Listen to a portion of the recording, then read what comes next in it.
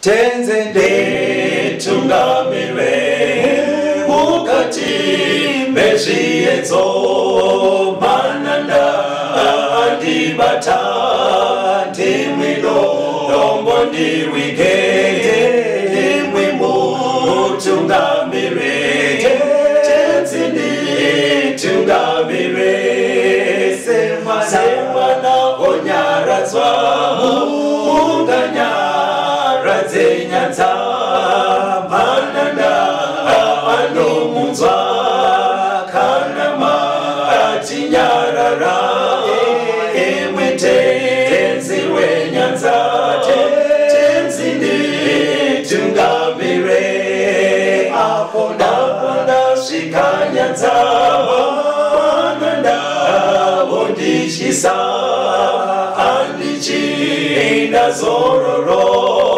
ndotsamira kune mwenga andinzwe imwi moti ndinokutungamira. Kwaziwai vateereri, tinomuchingamidzai kuchirongwa The Second Coming of Christ chamunopiwa naPastor Gift RWODZI vekuNorth Zimbabwe Conference of the Seventh-day Adventist Church pamwe chete naPastor CUSTON BETERA vekuEast Zimbabwe Conference of the Seventh-day Adventist Church. Mustudio nhasi tina Proclaim RWODZI ari kutisira musign language. Mufundisi kwasai vateereri. Vateereri tinokuchingamidzai. Tinoda kutenda. Hurukuri yatinayo nhasi ine musoro wenyaya unoti Paul anoti tirege kutongeswa panyaya yesabata. Maita chinhu chakanaka mufundisi. Ndiwo mubvunzo uya wamakatisira muchikamu chapfuura. Yes. Kuti kune mubvunzo wakabva kune umwe wavateereri vedu achiti imi munoramba muchingotenderera panyaya yesabata muchingoti tichengete sabata. Ko Paul wani zvaanotaura kuna vaKorose chapter 2 kuti sabata rakapfuura hatichafanira kuramba tichinetsana pamusoro paro. Ndosaka taisa musoro wenyaya yavo wekuti Paul anoti tirege kutongeswa panyaya yesabata. Ndizvo mufundisi. Alright. Regai tipinde munyaya yedu tione kuti Paul anorevei kana achitaura izvozvo. Yes. Nekuti mupfungwa dzevatende vakawanda mune kunzwisisa kwekuti pakauya Jesu akagumisa mirayiro. Akaita kuti mirayiro akasunungura vatendi pakuchengeta mitemo. Kunyangwe zvazvo kana tichikurukura sevatende hakuna anoti chibai muroye hakuna anodaro pamitemo ine 10. Mutemo asi mukasvika pamutemo wechina wesabata ndo pamunonzwa vatendi vakuti iwo inga Jesu akatisunungura 1 sezvinotaurwa naPaul. Zvitorimo. Saka magadziriro amaita chidzidzo mufundisi machigadzira kamuchizoti ndo mubvunzo ngwasaririra kuvateereri vedu. Exactly. Mimwe yese ine chekuita nesabata takaipinda. Takamboitsokodzera muchikamu chakapfuura. Saka regai titange nekunzwa kuna iye Jesu wacho kuti anoti kudii kauyiro kaakaita akauya kuzoitei. Takatarisana nemitemo yaMwari. Okay. Kuna Mateo 5 verse 17. Matthew chapter 5 verse 17.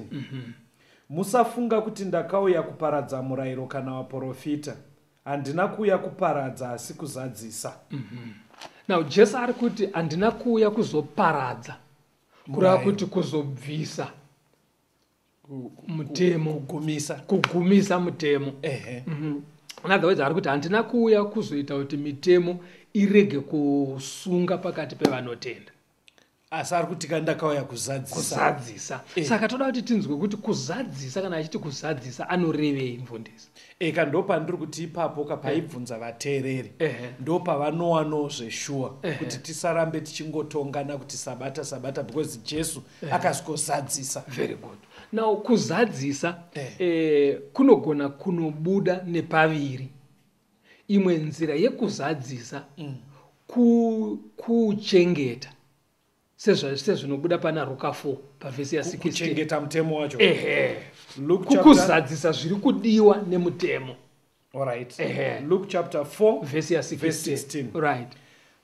Akasvika paNazareta paakanga arerwa, akapinda musinagogi nemusi weSabata sezvaaisiita, akasimuka kuti arave. Jesu auya anonzi akasvikozviisa mutsika yake zvekuchengeta mutemo weSabata. Because pataidzidza ndikati Jesu akasvikozviisa mutsika dzake mumararamiro ake. Akasvoti chimwe chezvinhu chandoda kurarama ndichiita. Chekuchengeta mutemo wechina wekuchengeta Sabata. Sekudzidza kwatakaita muchikamu chakapanza aienda kuchechi. Aienda kuSabata. Because takanzwa kuti isusu musi weSabata avana vazorore vari kumba. Vanozorora vari panzvimbo dzekuungana because isu vari kuungana kutsvene. Ipapo takapaita chidzidzo chapo. Saka Jesu aienda kunoungana nevamwe kuchechi musi weSabata. Ndo zvaitove mutsika dzake. Handitika. Saka ndokuzadzisa kwekutanga. Amwe mazadzisiro Jesu paanenge aenda kauya kuzozadzisa mirayiro, akazadzisa nekuita sei? Nekuisa pachena zvinonyatsoreva mutemo, kujekesa kuvatendi kuti vanyatsonzwisisa kuti mutemo uyu kana uchidai unorevei. Pakutsanangura kwenyapa hapana here pamuda kuburitsa kuti kuzadzisa zvikuru kuti paakachiuya hatisisiri pasi pemutemo. Aiwa, regerai ikoko usamhanyira kunoenda ikoko ndokuri kuenda nyaya yedu. Inini nzwaika ndini ndaipiwa mibvunzo yefundisi uchibva wapira kwandiri ka. It's okay. Because handidi kuti vateererika hapana anosara asina kunzwisisa kuti zviri kurevei. Saka Jesu ari kuti paanenge achiti ndakauya kuzozadzisa pana Mateo 5 papa, ukachienda pamberi unonzwa achiti makanzwa kare kuti zvakanzi musaite upombwe. Asi ini ndinoti anotarisa mukadzi achichiva aita upombwe naye. Kureva kuti ari kutsanangura zvinoreva mutemo wacho, kujekesa kuti unochengetwa sei. Handiti mapabatanga. Saka kana achiti kuzadzisa ari kureva kuti ndakauya kuti nokuti pari pamwe pazvinoita kunge zvakawandika zvazvinoreva. Unoda unyatsozvitsanangura zvibude kuti zviri kureva. Kuita unpeki mutemo wacho kuti zviinde pachena. Handitika. Saka rega tinzwe panyaya yeSabata iyo, kachengeterwo keSabata Jesu achiisa pachena. Toda kuverenga mienzaniso miri inotibetsera kunzwisisa kuti Jesu anoti unofanira kuchengetwa sei. Kuna Mateo chapter 12 toda kuverenga verse 1 kuenda pa8. Titore mienzaniso wokutanga ipapo. Matthew chapter 12 verse 1 to 8. Ndinoimba vateereri muri kunyora mavhesi atiri kutsanangurai. Because mukanyora zvinobatsira kuti patinotsanangura even wakuzotarisa pabepa rako zvinokurumidza kudzoka mupfungwa kuti panga pachitaurwa pachinzi kudei. Matthew 12 verse 1 to 8. Nenguva iyo Jesu akafamba nepakati peminda yezviyo nemusi weSabata. Vadzidzi vake vakanga vane nzara, vakatanga kutanhura vachidya. VaFarisi vakati vachizviona vakati kwaari, tarira vadzidzi vako vanoita zvisina kutenderwa nemusi weSabata. Asi wakati kwavari, ko hamuna kurava here zvakaitwa naDhavhidhi musi waakanga aziya iye nevekanga vanaye, kuti wakapinda mumba maMwari akadya zvingwa zvokuratidza zvakanga zvisina kutenderwa kudyiwa naye, asi nevaive naye, asi nevaprista bedzi. Ko hamuna kurava pamurayiro kuti neSabata vaprista vanoputsa murayiro weSabata mutemberi vasine mhosva? Asi ndinoti kwamuri, anokurira temberi uri pano. Asi dai maiziva kuti zvinoti kudini, ndinoda ngoni handidi chibayiro, mungadai musina kutonga vasina mhosva, nekuti Mwanakomana woMunhu ndiye Ishe weSabatavo. Jesu ari kufamba nevadzidzi. Vari kufamba musi weSabata. Vachienda kwavainoshumira musi iwoyo.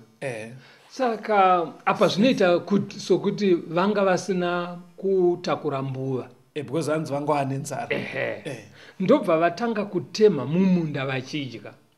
Saka pakuchengetwa kweSabata, munhu chero ari mafurutsu haasi kuti harisi zuva rekuenda kunotema, waifanira kuva wakagadzirira kare. Handiti wazviona.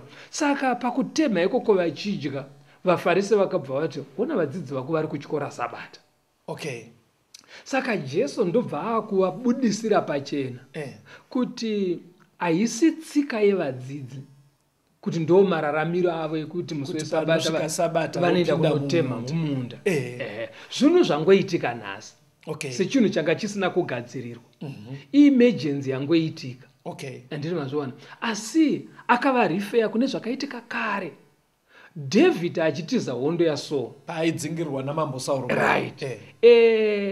Vaziya nenzara, chekudya hapana. Saka vanopfuura nekutemberi. Vona muprista aripo. Mune zvekudya here panapo. Zvikanzi nemuprista hapana, hatina kutembenge tabika. Zvingori pano chete ichingwa chemutemberi chekuratidza chiya chaigara chiri patafura chiya. Ende chingwa ichocho pamurayiro waMwari chaingodyiwa nevaprista bedzi. Saka zviri kunzi naJesu, David akakumbira chingwa ichocho akati ndipei. Vakachidya nemachinda ake. Kwaive kusiri kuchidya kwemisikanzwa. Ndopabata. Kwaive kudya kwekuti vararamise upenyu vanhu vanga vaziya. Emergency yaitika. Ndopabata. Yanga isiri tsika yaDavid yekupota achiuya kutembera kuti ndipewo chingwa chevaprista. Saka Jesu ari kuti Mwari haana kumupa mhosva.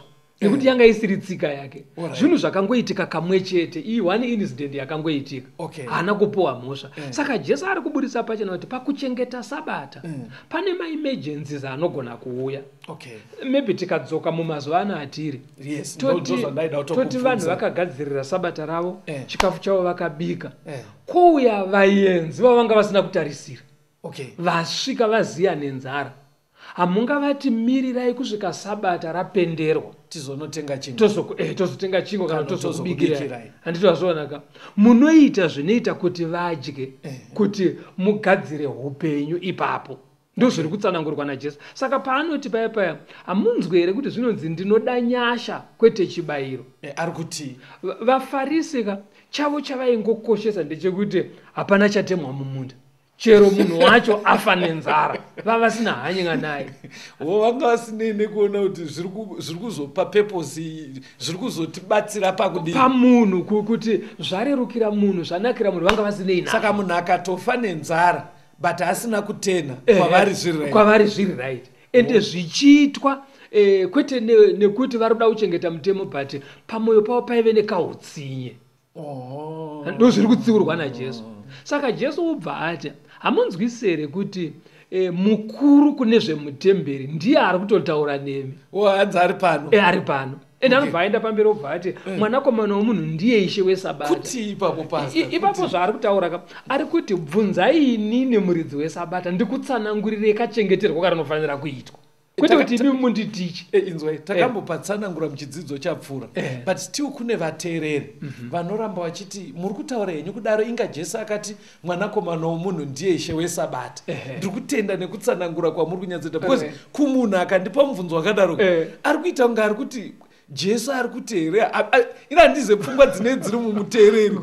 Because kwaari anenge aitoti ireason yekuti sabata hapasisina. Yeti ari kutoti inzwisisai ndini muridzi waro. Saka ndiri kutokutsanangurira maitirwo aro. Kuti kana paita emergency yakadaro hakusi kuri chikora pamberi paMwari. Kana munhu maita zvakadaro kuti muponese vanhu vane nzara. Rega tiverenge umwe muenzaniso pana Mateo 12 ipapo vhesi ya 9 kuenda pa15. Matthew chapter 12 verse 9 to 15. Wakabvapo akapinda musinagoge ravo. Zvinotarira kwakanga kuno munhu wakanga ano ruoko rwakaonyana. Vakamubvunza vachiti, zvakatenderwa kuporesa nesabata here? Kuti vamupomere mhosva. Akati kwavari, ndiani kwamuri ungava negwai rimwe kana rikawira mugomba nesabata angarege kuribata akariburisa here? Munhu anopfuura gwai zvikuru sei? Saka zvakatenderwa kuita zvakanaka nesabata. Zvino akati kumunhu, tambanudza ruoko rwako. Akarutambanudza, rukavandudzwa, rukava serumwe. Zvino vaFarisi vakabuda, vakarangana pamusoro pake kuti vangamuuraye sei. Jesu akati achizviziva akabvapo, vanhu vazhinji vakamuteera akavaporesa vose. Unoona zvaitika panapa? Vasangana patemberi nevaFarisi. VaFarisi vanga vachingomutsvagira mhosva. Saka vaida kuona kuti anoporesa here munhu akanga aine ruoko crippled. Saka Jesu manje aziva zviri mupfungwa mavo ndobva atanga nemubvunzo zvikanzi naye vakomana ndimbokubvunzai imimi kana mushandi wako muranda wako akauya achimhanya achiti pandandaenda kunonwisa makwai imwe yanyura mumadhaka uri musi wesabata unomira here kusvika sabata rapera wozoneibvisa mumadhaka yawira kugokoro yakanyura mumadhaka saka nasika unonoibvisa chaibvunzira izvi kaizvi vafarisi vainobvisa wai ikandozviri normal handiti wazvaona manje asi pamwoyo pavo vaisada kuti aporese munhu musi wesabata asi gwai achiburitsa gwai vanonoriponesa asi munhu havasi kuda saka Jesu ari kuti manje mwoyo yenyu vakomana yakaipa iri hadi yakaoma mwoyo yenyu haina rudo nevanhu munoita rudo nehwaindi hakune mari kudarika vanhu saka ari kutovatsiura saka muchimiro chanhasi Jesu zvaarikutaura ndezvekudai toti munhu ari kurwara kana kuti paitika accident panapa munhu achikoka makumbo hamungamuti sabata kana razopera ndopotomumhanyisa kuenda kuchipatara kana kuti munhu ozopuhwa mishonga yake sabata rapera Jesu pane maservices ari essential ane chekuita nekuraramisa munhu zvokuti munhu ari kurwara hamungavhare chipatara musi wesabata munhu ari moti chimboendai kumba vanhu vari maICU moti chimboendai kumba mozoka sabata rapera ndizvo zviri kutaurwa naJesu zvaari kuburitsa pachena kuti pakuchengeta kwedu sabata panoda kuva nehanya nekuponeswa kwevanhu but Pastor Manjika uri kutadza kupindura mubvunzo wandakati mugadzire because mubvunzo waiti kweinga Pauro anoti tirege kutongesana panyaya yesabata saka mirai mubvunzo so far zvamuri kungoita munei muri kuramba muchingotsimbidzira kuti sabata richengetwe right ikoko tiri kuendapo pakatangira mubvunzo iwoyo ndo patichaenda muchikamu chinoteera but so far hapana zvabuda zviri kuratidza kuti sabata yakachinjwa pari kubuda iye zvine ndepekuti Jesu paakauya haana kusikotiregai kuchengeta sabata asi akatsanangura machengeterwo acho iye ndobva ararama futi machengeterwo acho saka anoti iye kana uri musi wesabata paita emergency iye atendei muponese murerutsire munhu pakutambudzika kana pakukuvara kwaaita asi zvisingazope license kumunhu woti saka nini pandienda kubasa kandienda kuti chingwa chive kokumba zvakasiyana nezviri kutaurwa panapa haisi emergency saka mirai ndisummarize zvamataura kuvateereri bhaibheri parinoti Jesu akauya kuzozadzisa murayiro kuzadzisa kuri pairi kurarama murayiro wacho sezvaiita Jesu aenda kuchechi nesabata kana kuti kutsanangura kuti kunonzi kuchengeta sabata kwacho kudini saka ndo zvaanga ari kutsanangura nemavhesi ataudzwa saka muchikamu chinechi hapana pari kuratidza kuti kuuya kwaJesu kwakasikobvisa mutemo wesabata rambai muri pakati pedu ateereri timbonzwa kambo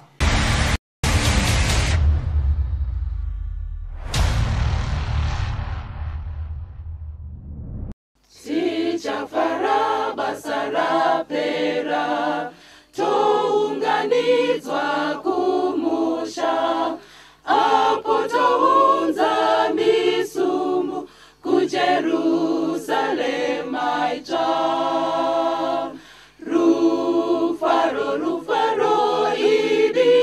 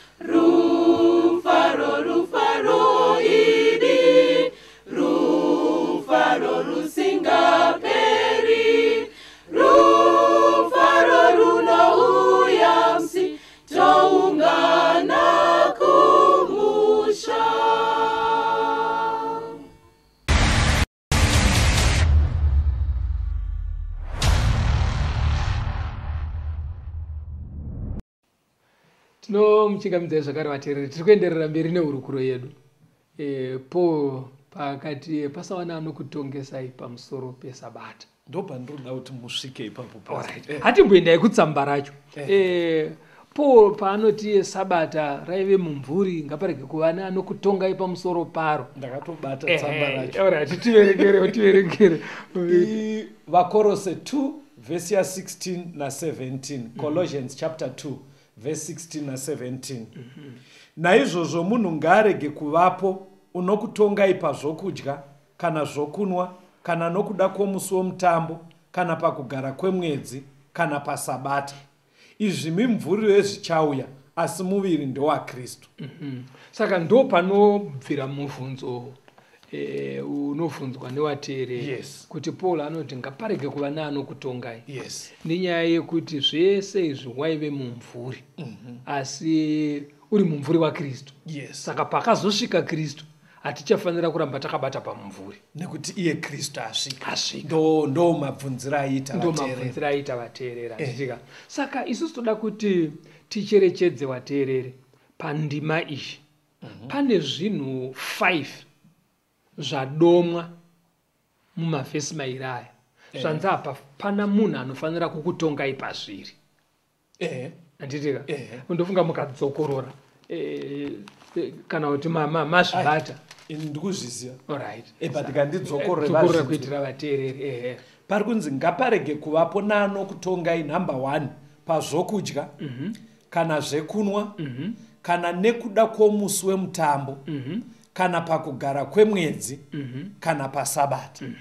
Zvekudya 1, zvekunwa 2, kana musi wemutambo 3, pakugara kwemwedzi 4, kana pasabata. Zviri 5. Yes. Saka Paul ari kuti kana waita muKristu hapana anofanira kuuya kwauri achikutongesa kuti nenyaya idzodzi. Anditika? Saka unofanira kuuya wakasungura emuteereri manje. Tiri muno mustudio tiri kuita kunge tiri kutongesa vateereri vasingachengete sabata. Saka ari kubva atibvunzwa kuti kwemimi munotidarirei kuti chengetai sabata. Iye Pauro achiti tichisiyana nekutongesana. Very good.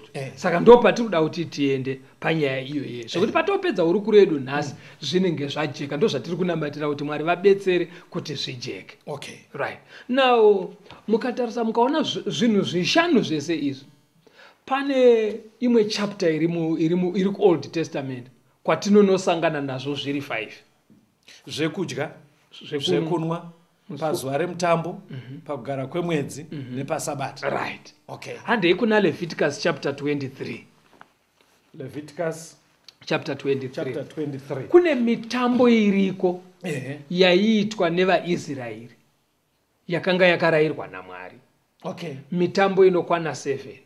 Yaive pakalenda revaIsraeri. Yaive pakalenda revaIsraeri. Okay. Saka pamitambo iyoyi kana pachitsanangurwa zvaifanira kuitwa, tinonowana zvinhu izvi zvichidomwa ikoko. Zvinhu 5 zviri kutaurwa kuna vakorosezvo. Okay. Hande tinoona kuti kwaimbolo here Leviticus 23. Toda kuona kuti pamitambo iyi pane zvaitaurwa here maererano nezvekudya, zvekunwa, mitambo, kugara kwemwedzi nesabata. Saka hatiwonei pamaererano nekudya. Leviticus 23 verse 6 neverse 14. Leviticus 23 verse 6 neverse 14. Nezuva re15 romwedzi iwoyo ndiwo mutambo wezvingwa zvisina kuviriswa. Munofanira kudya chingwa chisina kuviriswa mazuva 9. Verse 14. Musadya chingwa kana zviyo zvakakangiwa kana hura itsva kusvikira pamusi iwoyo, kusvikira mauya nechipo chaMwari wenyu. Right. Saka chii chiri kubuda panapa CUSTON? Yes. Pari kubuda kuti pane mitambo yaiitwa, asi pane mimwe yemitambo yacho pane zvekudya zvairayirwa specifically for mutambo iwoyo. Kunze musadya like wekutanga wanzi pamutambo wezvingwa zvisina mbiriso. Hanzi waitwa musi wa15 mwedzi wekutanga. Right. Mutambo uyu vari kunzi pamazuva emutambo uyu hapana mumba menyu anofanira kudya chingwa chakabikwa nembiriso. Mbiriso ndo yeast kuti chisimuke. Saka mumamwe mazuva ese kana vachibika chingwa vaiisa yeast but pamutambo pamazuva emutambo pavhiki ravaiita mutambo uyu chingwa chaidyiwa mudzimba dzavo chaisafanira kuiswa yeast. Okay. Handiti wasvona. Saka pari kutaurwa pane restriction yekudya chingwa chine yeast. Hachisi kudiwa pamusuwo mutambo pavhiki remutambo. Okay. Poenda umwe mutambo zvakare wemafirst fruits. Alright. Wezvisote zvitsva. Pamutambo uyu pari kunzi zvekuti zvatanga kuibva kumunda zvavaiuya nazvo. Right. Saka zvonzi kana makuita mutambo iwoyo unoziva kuti unorangarira kumushaka kuti zviyo zvaiti kana zvaakuno sadza rezviyo anambuya vanotanga vakanga kuti kana mhunga kuti rinhuhwirire sadza racho. Handiti wazviona. Saka zviri kunzi kana makuita mutambo wemafirst fruits zviyo zvacho hazvifaniri kukangwa. Asi mazuva ese itai henyu. Mazuva ese munokanga henyu. But musuyu pasi pamutambo uyu hazvikangwe. Handiti wazviona. Saka taona pairi pane chekuitwa nezvekudya. Pamwe parambidzwa chingwa chine mbiriso. Right. Pamwe parambidzwa zviyo zvakakangwa. Handitika. Toda kuenda pamwe futi. Hativerengei pana Leviticus 23 ipapo. Verse 5, verse 6, verse 24, verse 27, 32 ne34. Verse 5 na 6. Nemwedzi wekutanga nezuva re14 romwedzi, madekwana, iPaseka raJehovha. Nezuva re15 romwedzi iwoyo ndiwo mutambo wezvingwa zvisina kuviriswa. Munofanira kudya chingwa chisina kuviriswa mazuva 9. Verse 24. Taura nevana vaIsraeri uti, pamwedzi wechinomwe, zuva rokutanga remwedzi rinofanira kuva kwamuri zuva rokuzorora kwazvo, rinoyeudzwa nekuridzwa kwehwamanda, ive ungano tsvene. Verse 27. Zuva re10 romwedzi uyu wechinomwe izuva yokuranisira. Munofanira kuita naro ungano tsvene, munofanira kuchema pamweya wenyu nekuigira Jehovha chipiriso chinoitwa nemoto. Verse 32. Rinofanira kuva kwamuri sabata rokuzorora kwazvo. Munofanira kuchema pamweya yenyu, munofanira kuchengeta sabata renyu nezuva repfumbamwe romwedzi madekwana. Verse 34. Taura nevana vaIsraeri uti, nezuva re15 romwedzi uyu wechinomwe, Jehovha unofanira kuitirwa mutambo wamatumba mazuva 9. Right. Chii chiri kubuda pandima dzataverenga idzi mufundisi? Yes. Pari kubuda kuti pane mwedzi wekutanga une madheti awo. Paseka. Right. Poita mwedzi wechi7 zuva rekutanga. Hanzi vairidza hwamanda. Right. Mutambo hwamanda.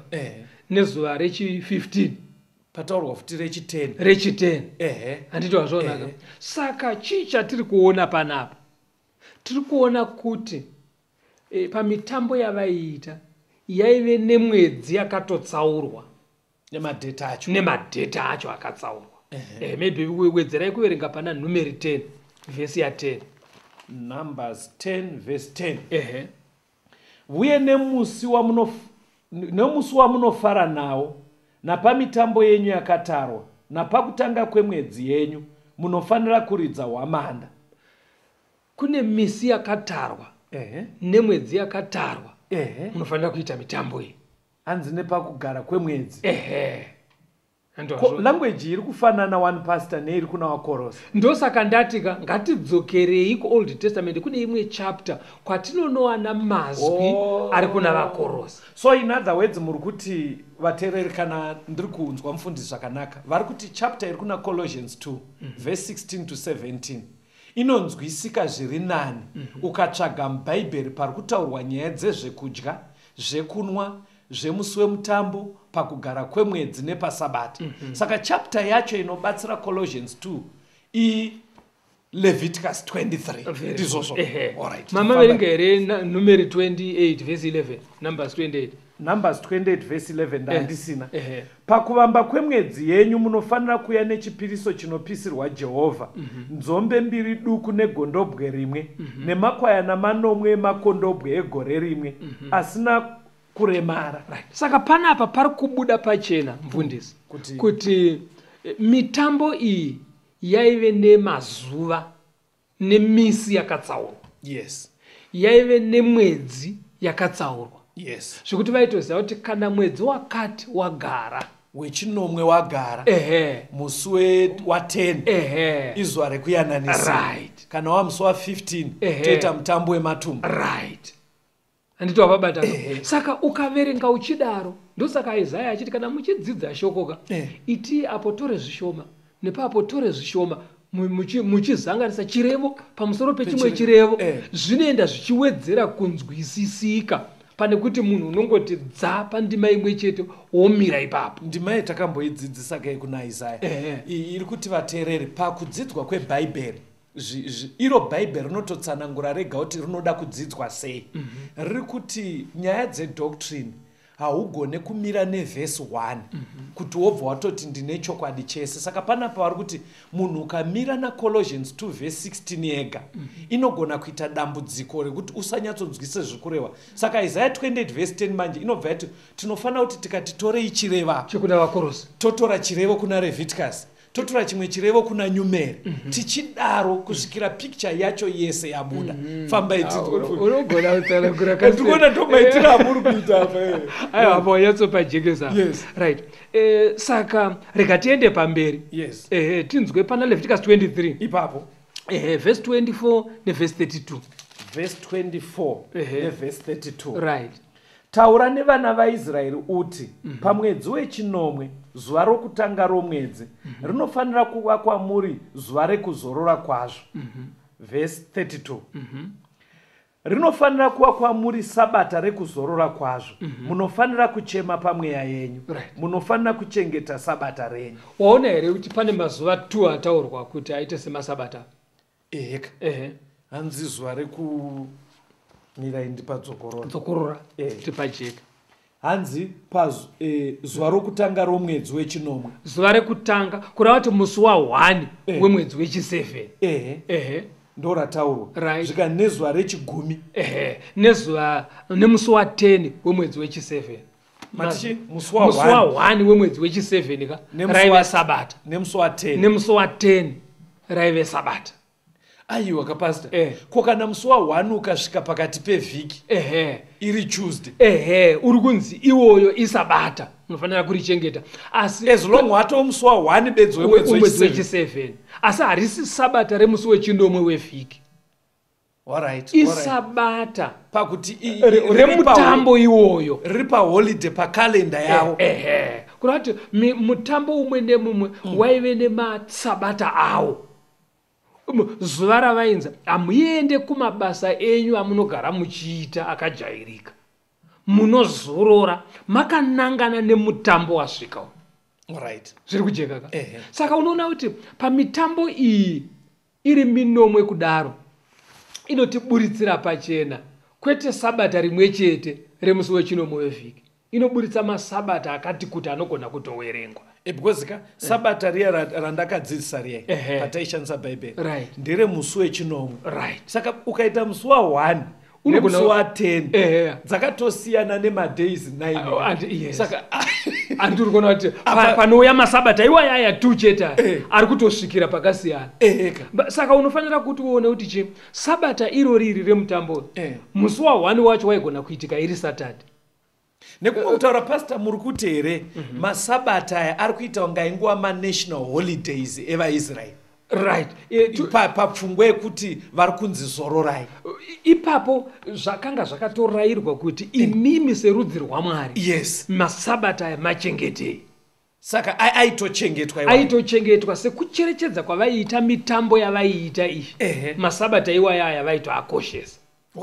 Andito pabata saka makavha zvekudya zvekunwa pakugara kwemwedzi madays emitambo ndo nemasabata ndo ari kurehwa navaKorosi ende kwaive nedzimwe nguva dzavaiita madrink offering ndo zvekunwa. Saka pastor makutondikanganisira nyaya yangu because kana aya aiva akatorayirwa kuchengeta saka muri kuti manje apa saka because vhesi razotika waive mumvuri kurota akapfuura kaya right muri kuti aya toachengetera maybe zvinoda tambonzwa kambo kuti tiende papfungwa ayo mwezi zvandinoda pastor mibvunzo yaibvunzwa inini ndoda ndigone kuzopindura vateereri right saka ndiri kuti manjeka waita zvakanaka but zvoda kuperekedzwa zvinoda kutungamirirwa nekambo ndichitya kuti munoda kuti vateererika vambotirivarei asi muri kusikotangira patiri kusikotangira vateereri rambai muri pakati pedu. Chidzidzo chatinacho chiri kuti inga Pauro anoti wani tirege kutongesana panyaya yesabata. Ndo yatiri kudzidza mubvunzo yo waibvunzwa uri pavhesi riri pana Colossians chapter 2 verse 16 to 17. Rambai makateerera chirongwa.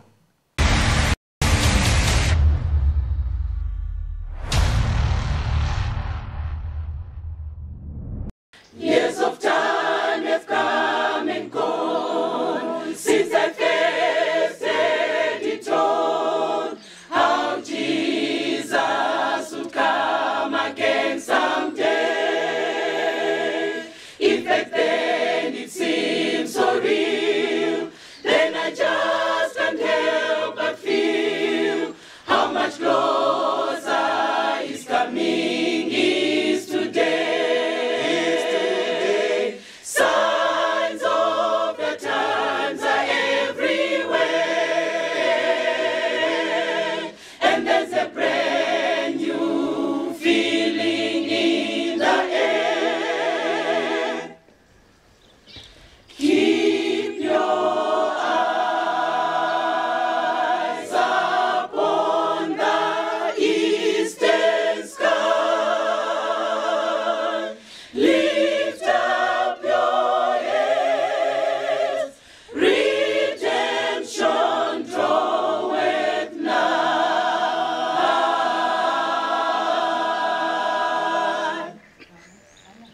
Wars and strife on every hand, and violence fills the land. Still some people doubt you'll come again.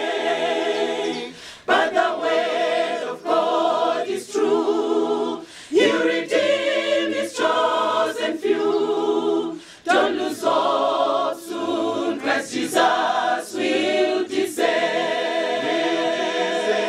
Signs of the times are everywhere, and there's a brand new feeling in the air. Keep your eyes upon the eastern sky. Lift up your heads, redemption draweth nigh.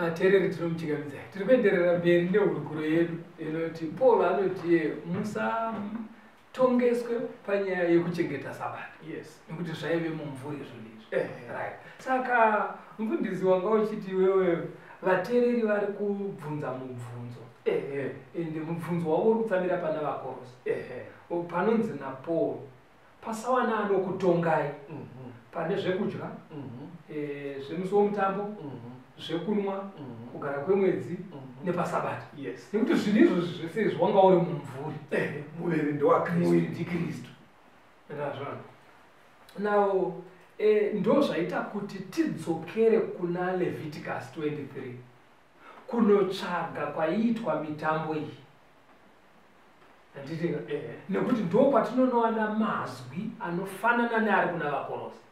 Saka taenda kuna Leviticus 23 tanoona kune mitambo inokwana 7. Pastor musati maendera pane chaya mfungwa mangu pamurutaura Right.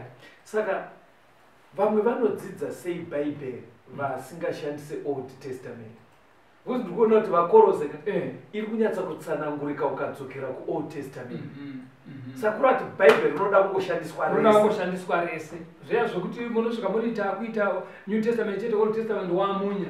Aiwa ifungwa dzinobva kune wakati. Because ndikutoona danger iripo kuti zveshe zvotaura navakorosi zvese tazviwana kuna Leviticus. Chenderei mberi pasi. Right. Saka roda kudzidzwa rese Old neNew Testament. Yes. Right. Saka ndobva tanoona mitambo 7 yaitwa every year vaitoiita kana date rangosvika voita mitambo iyoyo. Saka mitambo iyi yaitove nemwedzi yakatsaurwa nemazuva akatarwa nezvinodyiwa pamitambo nezvinodyiwa pamitambo iyo. Now ngativerenge Leviticus 23. Leviticus 23 ipapo tichiri ipapo tiverengere vhesi ya 37 na 38. Leviticus 23 verse 37 na 38. Right.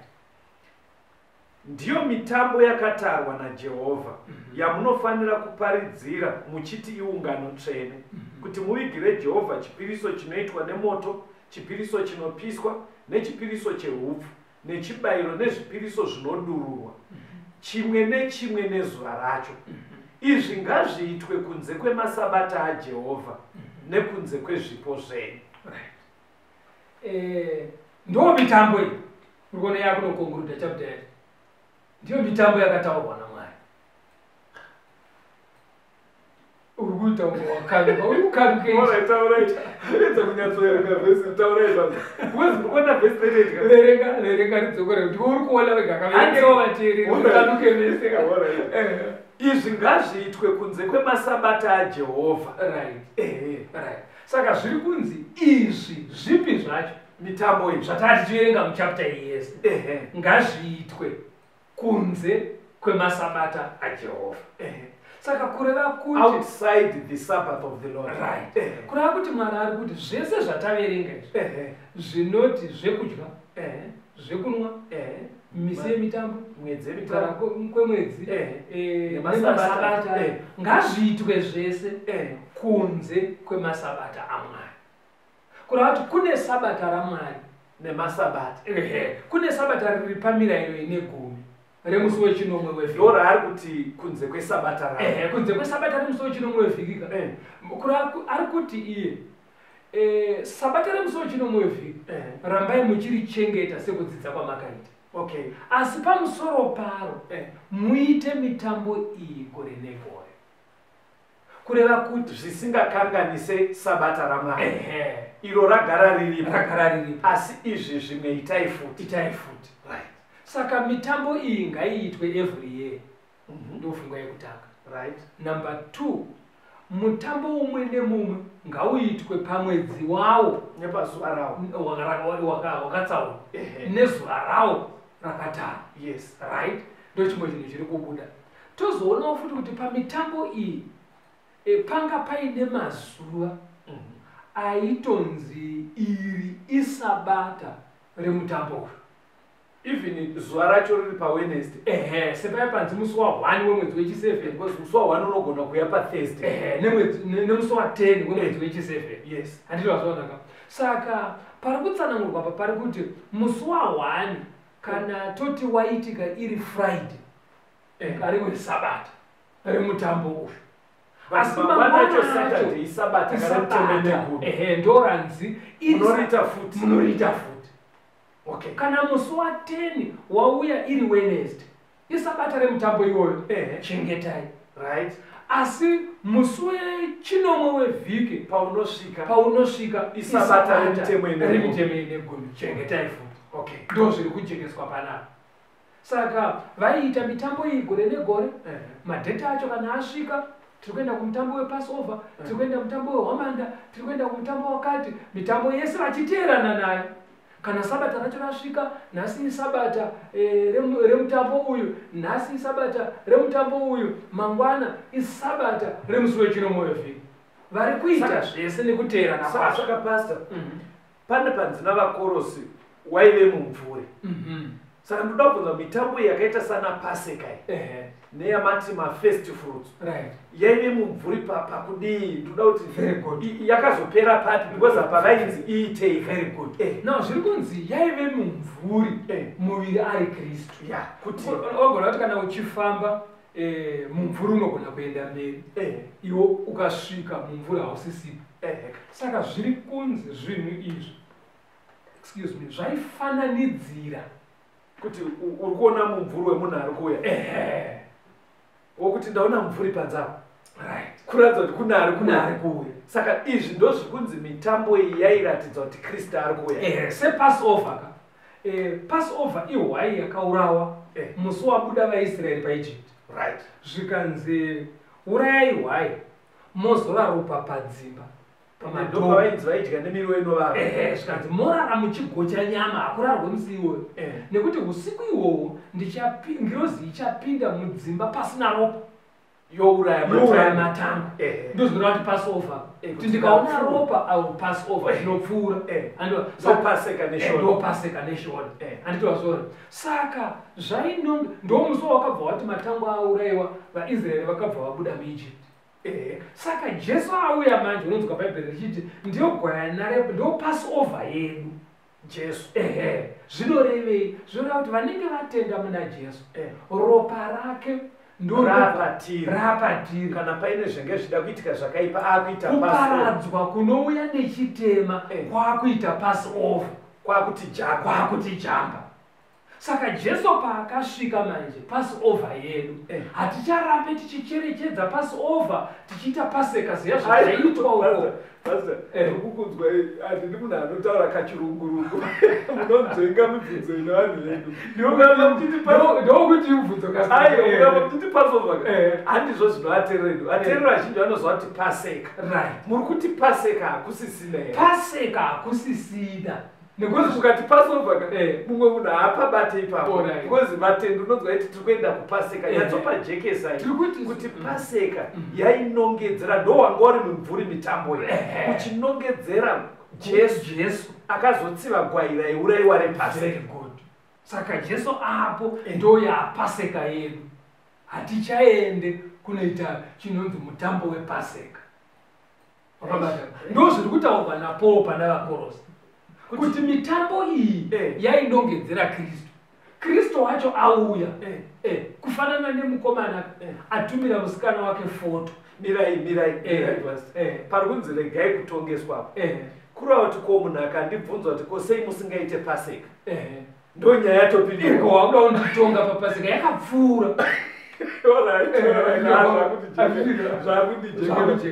ndoda kuti mupedze nyaya ine way yekuti ndipindure vateereri vaivandibvunza mubvunzokwatiri kuenda. Saka zviri kutsanangurwa naPaul ndezvekuti munhu atumira musikana wake foto handitika picture yaanoiona snapi mazuva ano zvaakungotumirwa kana pamafoni ari kuona picture yaiya mukomana hapa mukomana wozouya haucharambi wakatarisa papicture unoisa picture kusaini ndaasvika muridzi wepicture agara apa iori bhizi ungoti aiwa umuyeva iye atoripo wosaka kuramba uchiita zvinhu zvakaita sana paseka iye Kristu akauya pari kutoratidza kuti unosvota mukomana wacho auya nokuti ndaikei handiti wakabata. Saka Paul ari kuti chisiyanai nezvozvo izvo ipicture yakafanotumirwa kuti muzive ari kuuya. Tichadzoka pasabata ndoda kumbotsimbidzira pavateereri inini pandijekera muno mustudio inzwai vateereri chisiyanai netsika dzana paseka yaive mimvuri iri kunongedzera kuuya kwaizoita Kristu achiita iye gwai repaseka kutifira kuitira kuti patinouya madambudziko echitema he will pass over tinowanikwa tiri safe. Saka ndiri kuda kungoitawo sezviri kutaura Pauro chisiyai tsika dzana paseka vateereri. Continue hati imbotiverengera pana Genesis 7 vhesi ya 1 na 2 vhesi ya 1 na 2 zvino Jehovha wakati kuna Noa pindai muareka iwe nemhuri yako yose nekuti ndakuona iwe kuti wakarurama pamberi pangu parudzi urwu. Pamhuka dzose dzakanaka utore nomwe mukono nehadzi yayo napamhuka dzose dzisina kunaka utore mbiri mukono nehadzi yayo. Panapa panguva ya Noa papasati paane maJudha papasati paane maIsraeri kwakusina Noa ndisekuru wekure Abraham. Asi panguva iyi tiri kuona mhuka dzatoiswa mumaboka mairi dzakanaka nedzisina. Saka kune mhuka dzakagara dzichinzi idzi dzakanaka, akatsaura kuti dzakanaka ndiMwari. Yes, handito wazvaonaka. Kune dzakagara dzichinzi dziri unclean. Vateereri takavadzidzisa. Right. Saka pakazonzi vanhu vachidya nyama kuna Deuteronomy 14 nekuda Leviticus 11, vanhu vainzi vatore pane dzakanaka. Handitika sekudzidza kwatakaita. Right. Saka Paul paakutaura manje kuna vakorwa parege kutongesa pane zvekudya nezvekunwa izvi zvaiva mumvuri. Haasi kutaura mhuka dzakanaka nedzisina, kuti musaone munhu anosvika kwamuri achichiregai kudya nguruwe chisiyanai nembewa. Handizvo zviri kutaurwa naPaul. Ari kuti Paul zvaari kutaura ndezvekuti mukadzokera kumitambo iyo yainongedzera kuuya kwaJesu, yaive nemarestriction ayaive nayo pane zvekudya chisina yeast, motora chipo chekudurura, right, apa musaite zvakakangwa. Handiti wazvaonaka. Saka kudya chingwa chisina yeast zvaiitwa kana mutambo iwoyo wasvika. Saka kune vanhu vanga vakuti manje kumaKristu hamusi kuziva kuti nhasi ndiani kwenu muri kubheka chingwa chine yeast, nhasi ndiani. Handiti wazvaonaka. Makanganwa here madheti. Handiti wazvaonaka. Paul wati musachanetswa naizvozvo. Madheti aya misi yemitambo iyi yaive kumitambo iyo iya yainongedzera kuuya kwani kwaKristu. Nhasi hapana munhu anofanira kuti usakange zviro zvako. Saka vhesi rine chisiri chekudya zvinhu zvagara zvinotodyiwa chingwa chine yeast chagara chaidyiwa. Very good. Zviyo zvakakangwa zvagara zvaidyiwa. Ndo zviri kunzi pane zvagara zvaidyiwa nengari yekuti mutambo uya wakarayirwa kuti musadye izvi. Ndo pari kunzi chiregai kutongesa. But riri kushandiswa nevhesi iroro sekunge Mwari akazoti chidyai mbewa nenguruve. Ndozvandiri kuti chinosaka vanhu vashandise vhesi iri vari kuridzura mucontext yaro roshandiswa pasi riipo nekusaremekedza background iya yekuna Leviticus. Alright, pastor, ndikuona nguva dzedu dzafamba. Saka kuna Mwari, sorry ndiri kutopa maexample echikafu chinowanikwa munharaunda. Kuna Mwari nguruve hachisi chikafu, mbeva hachisi chikafu, netsuro, kodoro hachisi chinwiwa chevana vaMwari. Alright, hazvitoripo pane zvinonzi mafudzu. Hazvipo ayo according to the Bible. Alright. Ende pari kunzi musatongweka, hapasi kurehwa pana izvozvo. Pari kurehwa yemitambo. Hapana pakambobvira paita doro mumvuri wekuuya kwaJesu. Hapana pakambobvira paita nguruwe ichinongedzera kuuya kwaJesu.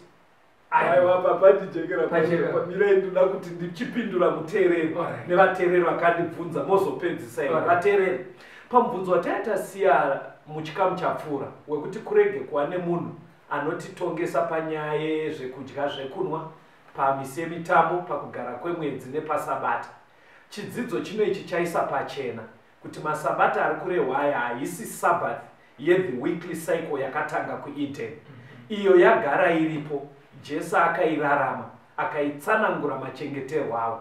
Saka ndakudzoka futi kwamuri vateereri, chinditeererai sekudzidzisa kweBhaibheri. Sabata raMwari richiriko.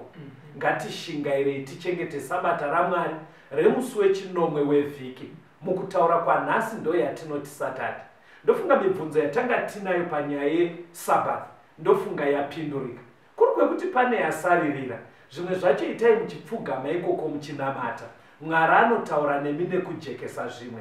Kuri kwekuti zvakujekerai, waona kuti pane poungochikanganisa mudikani muteereri.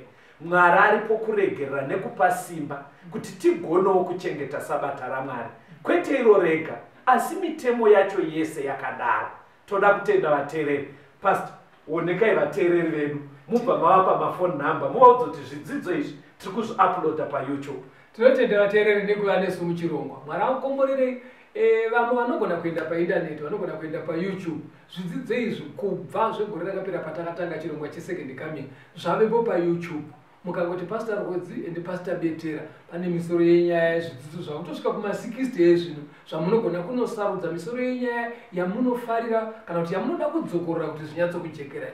asi kana paine mumwe mubvunzo 1 or 2 yangomuka zvimwe zvamunogona kuita munharaunda mamugere mune baudhi imomo kune hama dzenyu shamwari dzenyu vavakidzani venyu vanopinda sangano rema7th Day Adventist endai kwavari nemibvunzo yenyu ivo vanoziva kuti vanokubatsirai sei kana kwekuenda nemi pamwe pacho munogona kutifonera panhare dzandichakupai kutumira ma-SMS kutumira ma-WhatsApp messages tinobatsirana nemi 0775 460 175 0775 460 175 kana kuti 0716 452 086 0716 452 086 Marave nemi tisangane muchikamu chinotera Tenzende tungamire mukati mezviedzo mananda andibata ndimwino dombo ndiwike ndimwimo tungamire tenzende tungamire semwana onyaradzwa unganyara nyanza mananda anomunzwa kana matinyarara tenzi wenyanza tenzini tungamire apo ndasvika nyanza mananda vondishisa andichienda zororo ndotsamira kuna